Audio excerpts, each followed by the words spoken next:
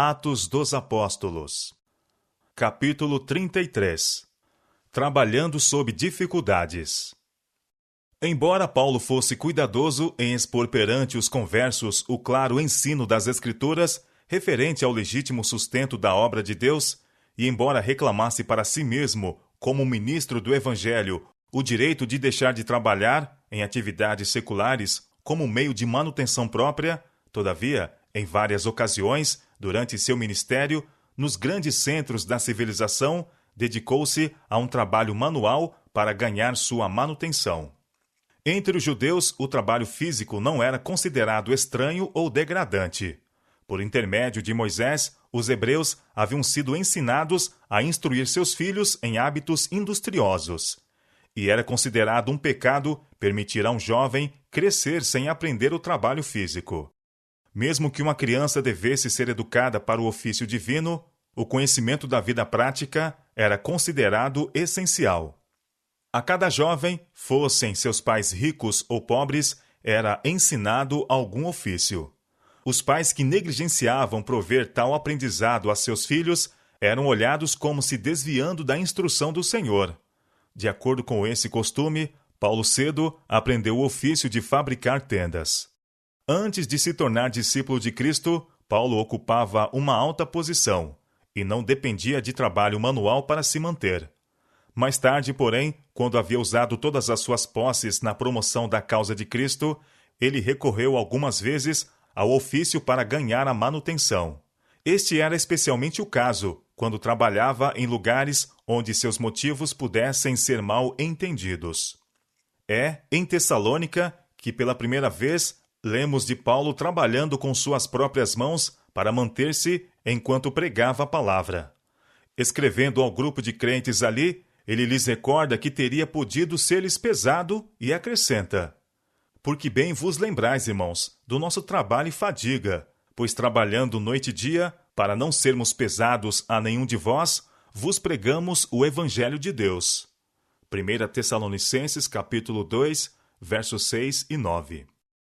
E outra vez, em uma segunda epístola a eles, declara que ele e seus companheiros, enquanto permaneceram com eles, não comeram pão de nenhum deles de graça. Noite e dia trabalharam, escreveu, para não sermos pesados a nenhum de vós. Não porque não tivéssemos autoridade, mas para vos dar em nós mesmo exemplo, para nos imitardes. 2 Tessalonicenses, capítulo 3, versos 8 e 9.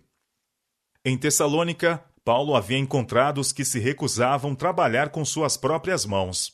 Foi a respeito dessa classe que ele escreveu mais tarde.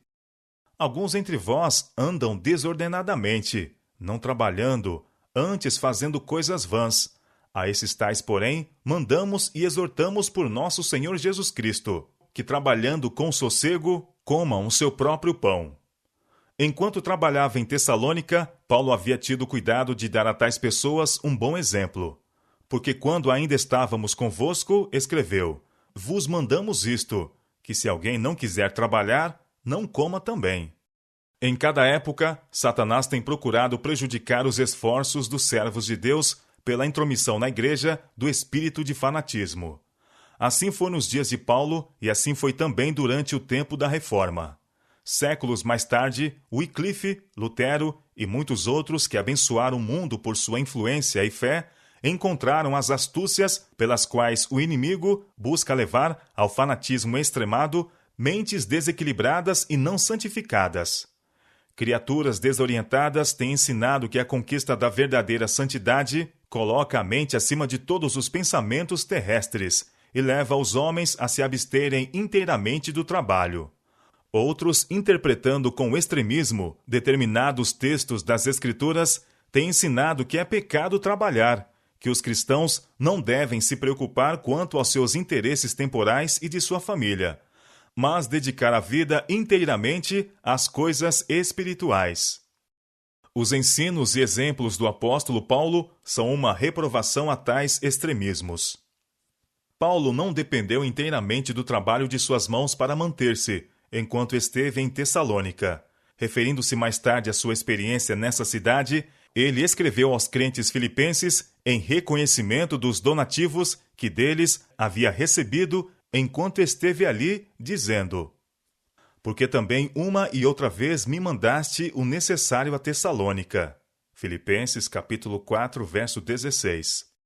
Não obstante o fato de haver recebido este auxílio, foi cuidadoso em dar aos tessalonicenses um exemplo de diligência, para que ninguém pudesse, com razão, acusá-lo de cobiça, e também para os que mantinham pontos de vista fanáticos referentes ao trabalho manual, recebessem uma reprovação prática. Quando Paulo visitou Corinto pela primeira vez, encontrou-se entre um povo que desconfiava das intenções dos estrangeiros. Os gregos do litoral eram negociantes perspicazes, e por tão longo tempo se haviam dedicado à prática de negócios condenáveis, que chegavam a crer que o ganho era piedade, e que conseguir dinheiro, quer por meios lícitos ou ilícitos, era louvável. Paulo estava familiarizado com suas características e não lhes desejava dar ocasião de dizer que ele pregava o evangelho para enriquecer. Ele podia com justiça exigir manutenção da parte de seus ouvintes coríntios, mas a esse direito se dispunha a renunciar, com receio de que sua utilidade e sucesso como pastor fossem prejudicados pela suspeita injusta de estar ele pregando o evangelho a troco de dinheiro. Ele procurava remover qualquer oportunidade de mistificação, para que não ficasse comprometida a força da sua mensagem. Logo após sua chegada a Corinto, Paulo encontrou um certo judeu por nome Áquila, natural do Ponto, que havia pouco tinha vindo da Itália, e Priscila, sua mulher. Esses eram do mesmo ofício que ele. Banidos pelo decreto de Cláudio, que ordenara que todos os judeus deixassem Roma, Áquila e Priscila tinham vindo para Corinto, onde estabeleceram um negócio como fabricantes de tendas. Paulo fez uma pesquisa com respeito a eles, e ciente de que temiam a Deus e estavam procurando evitar as contaminadoras influências de que estavam cercados, ficou com eles e trabalhava, e todos os sábados disputava na sinagoga e convencia a judeus e gregos. Atos capítulo 18, versos 2 e 4. Mais tarde, Silas e Timóteo se reuniram a Paulo em Corinto. Esses irmãos levavam consigo recurso das igrejas da Macedônia para o sustento da obra. Em sua segunda carta aos crentes de Corinto, escrita depois de haver erguido ali uma forte igreja, Paulo recordou sua maneira de proceder entre eles. Pequei porventura, humilhando-me a mim mesmo, para que vós fosseis exaltados? Porque de graça vos anunciei o evangelho de Deus. Outras igrejas despojei eu para vos servir, recebendo delas salário. E quando estava presente convosco e tinha necessidade, a ninguém fui pesado. Porque os irmãos que vieram da Macedônia supriram a minha necessidade, e em tudo me guardei de vos ser pesado, e ainda me guardarei. Como a verdade de Cristo está em mim, essa glória não me será impedida nas regiões da Acaia. 2 Coríntios capítulo 11, versos 7 a 10. Paulo expôs por que havia assim procedido em Corinto, e que não desejava dar ocasião aos que buscam ocasião. 2 Coríntios capítulo 11, verso 12. Enquanto esteve trabalhando na fabricação de tendas, fielmente havia também proclamado o evangelho. Ele próprio declara a respeito de seu trabalho. Os sinais do meu apostolado foram manifesto entre vós com toda a paciência, por sinais, prodígios e maravilhas. E acrescenta: porque em que tendes vós sido inferiores às outras igrejas, a não ser que eu mesmo vos não fui pesado? Perdoai-me este agravo. Eis aqui estou pronto para pela terceira vez ir ter convosco, e não vos serei pesado, porque não busco o que é vosso, mas sim a vós. Eu de muita boa vontade gastarei, e me deixarei gastar pelas vossas almas. 2 Coríntios capítulo 12, versos 12 a 15. Durante o longo período de seu ministério em Éfeso, onde promoveu durante 3 anos uma intensa campanha evangelística através daquela região, Paulo retornou ao seu ofício. Em Éfeso, como em Corinto, o apóstolo se rejubilou pela presença de Áquila e Priscila, os quais o haviam acompanhado em seu retorno à Ásia, ao fim de sua segunda viagem missionária. Havia alguns que faziam restrição a estar Paulo trabalhando num ofício, sob a alegação de que era incoerente com a obra de um ministro evangélico. Por que deveria Paulo, o ministro da mais alta categoria, assim aliar uma atividade braçal com a pregação da palavra?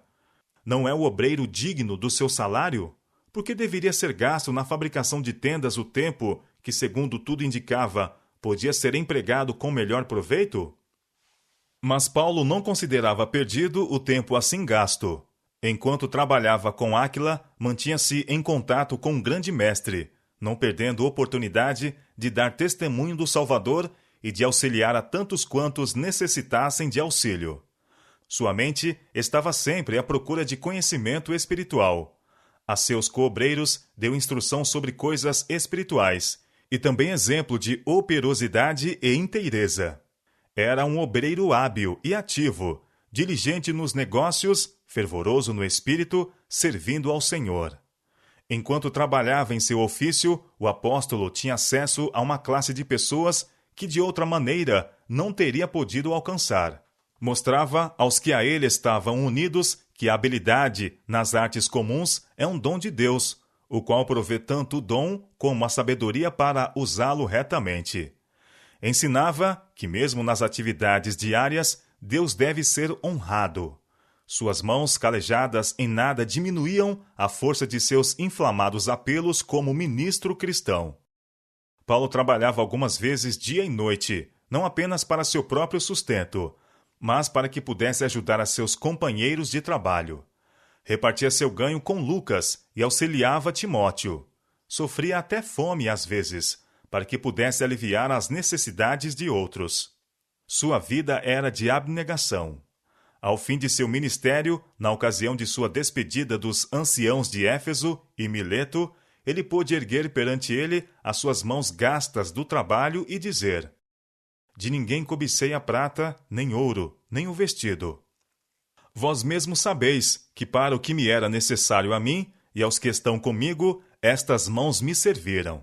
Tenho-vos mostrado em tudo que, trabalhando assim, é necessário auxiliar os enfermos e recordar as palavras do Senhor Jesus que disse: Mais bem-aventurada coisa é dar do que receber. Atos capítulo 20, versos 33 e 35. Se há pastores que sentem estar sofrendo dificuldades e privações na causa de Cristo, visitem em imaginação a tenda de trabalho de Paulo. Tenham em mente que enquanto esse escolhido homem de Deus está modelando a lona, está trabalhando pelo pão a que tem justo direito por seus trabalhos como apóstolo. O trabalho é uma bênção, não maldição. Um espírito de indolência destrói a piedade e ofende o Espírito de Deus. Um lago estagnado é repulsivo, mas uma fonte pura e corrente espalha saúde e alegria sobre a terra. Paulo sabia que os que negligenciam o trabalho físico logo se tornam debilitados. Ele queria ensinar os pastores jovens que, pelo trabalho manual, pelo exercício dos músculos e nervos, tornar-se-iam fortes para suportar os trabalhos e privações que os esperavam no campo evangélico. Sentia que seus próprios ensinos se ressentiriam de força e vitalidade, se ele não mantivesse todas as partes do organismo devidamente exercitadas. O indolente se priva da valiosa experiência obtida pelo fiel cumprimento dos deveres comuns da vida. Não são poucos, mas milhares os seres humanos que vivem apenas para consumir os benefícios que Deus, em sua misericórdia, derrama sobre eles. Esquecem de dar ao Senhor ofertas de gratidão pelas riquezas que Ele lhes confiou. Esquecem que, por negociar sabiamente com os talentos a eles emprestados, devem ser produtores tanto quanto consumidores. Se compreendessem a obra que o Senhor quer que eles façam como sua mão ajudadora, não fugiriam à responsabilidade. A utilidade de jovens que se sentem chamados por Deus para pregar depende muito da maneira pela qual entram no trabalho. Os que são escolhidos por Deus para a obra do ministério darão prova de sua alta vocação e, por todos os meios possíveis, procurarão desenvolver-se em obreiros capazes. Esforçar-se-ão por alcançar uma experiência que os capacite a planejar, organizar e executar. Apreciando a santidade de seu chamado, desejarão, por autodisciplina, tornar-se mais e mais semelhantes a seu Mestre, revelando sua bondade, amor e verdade. Nem todos os que sentem ter sido chamados a pregar devem ser encorajados a depender imediatamente, com suas famílias, da igreja para contínuo sustento.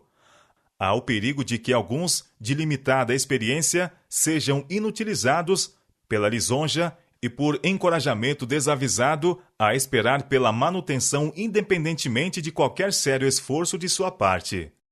Os meios dedicados à extensão da obra de Deus não devem ser consumidos por homens que desejem pregar apenas para receber sustento, e assim satisfazer a ambição egoísta de uma vida fácil. Jovens que desejarem exercer seus dons na obra do ministério encontrarão ótima lição no exemplo de Paulo, em Tessalônica, Corinto, Éfeso e outros lugares.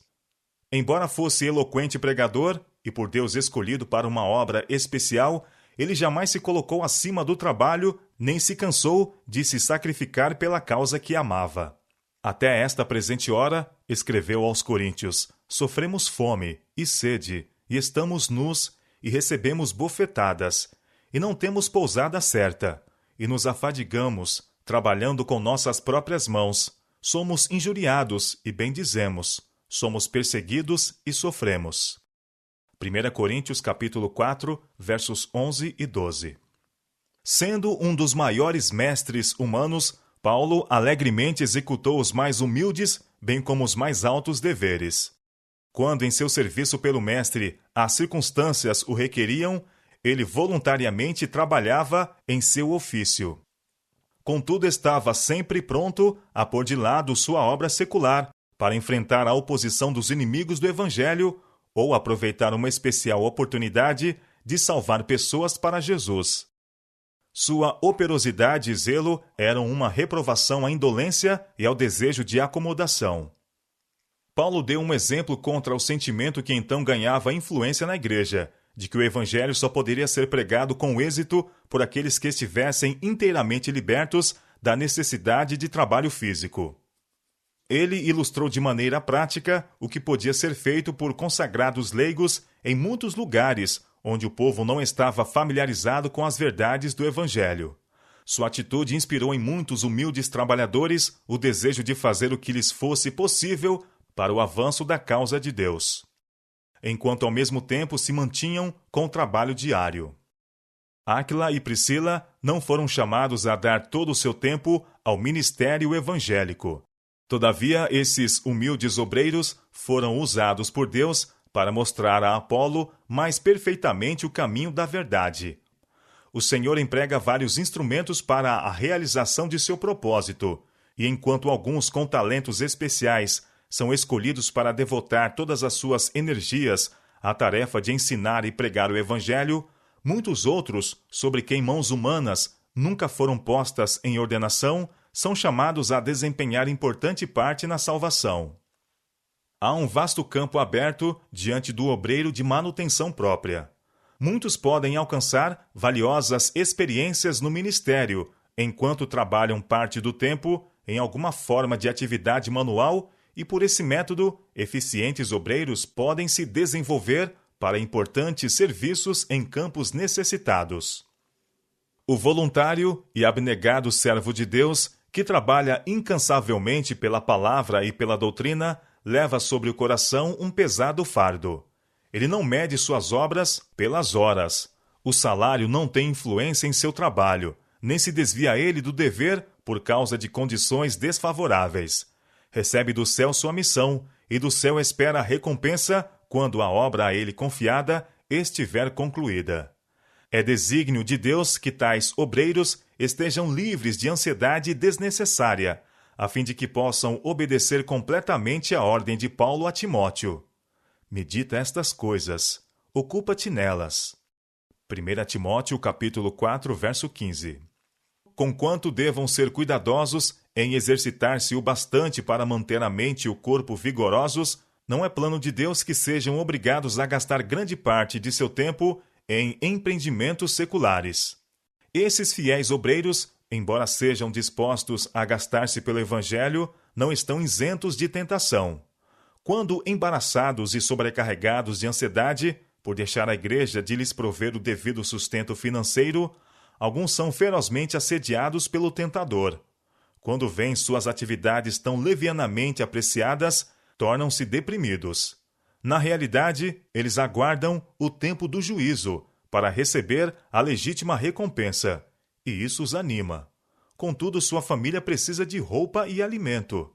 Se pudesse sentir libertos de sua missão divina, de bom grado trabalhariam com suas próprias mãos.